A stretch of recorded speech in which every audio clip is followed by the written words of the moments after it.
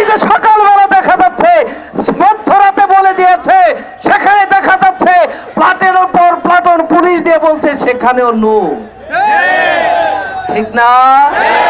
আমরাও দেখেছি প্রোগ্রাম করতে দিবে না, উত্তর গেটে প্রোগ্রাম করে নো, আমরা ইয়েসকে বাস্তবায়ন করেছি ইনশাআল্লাহ। প্রিয় বন্ধুরা আমার, আমরা আহ্বান জানাবো, আজকে মোহতারাম আমির সারা দেশে সারা জেলায় জেলায় কর্মসূচি ঘোষণা করেছে। আমরা আমাদের স্বরাষ্ট্রমন্ত্রী মহোদয়ের কাছে জানতে চাই, নোয়াখালীর ডিসির মাধ্যমে সেখানে আমাদের বিক্ষোভ মিছিল করতে দেওয়া হয় নাই, আমাদের হিউম্যান রাইটসকে তারা অধিকারকে ছিন্ন করেছে। প্রিয় বন্ধুরা আমার, আহ্বান জানাবো, নাসির নির্বাচনের মাধ্যমে সংকেত দিচ্ছে 5% নাগরিকের ভোট দিয়ে ইসলামী আন্দোলন আগামী দিনে তৃতীয় শক্তি হিসাবে উত্থাপন হয়েছে, উত্তীর্ণ হয়েছে ইনশাআল্লাহ।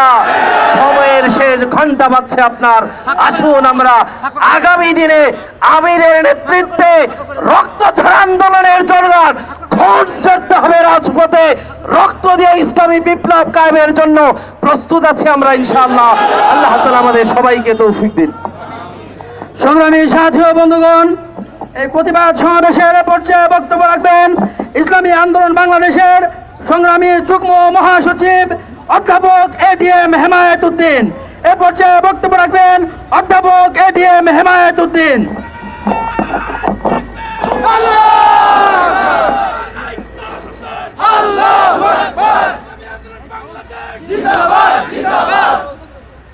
সংগ্রামী সভাপতি জনাব মাওলানা ইমতিয়াজ আলম, প্রধান অতিথি ইসলামী আন্দোলন বাংলাদেশের মোহতারাম মহাসচিব জনাব হাফেজ মাওলানা অধ্যক্ষ ইউনুস আহমদ, কেন্দ্রীয় মহানগর নেতৃবৃন্দ, সহযোগী সংগঠনের নেতৃবৃন্দ, সমবেত বিক্ষুব্ধ নগরবাসী ভাই বন্ধুগণ, আসলেই আমরা বিক্ষুব্ধ, আমরা হতবাক।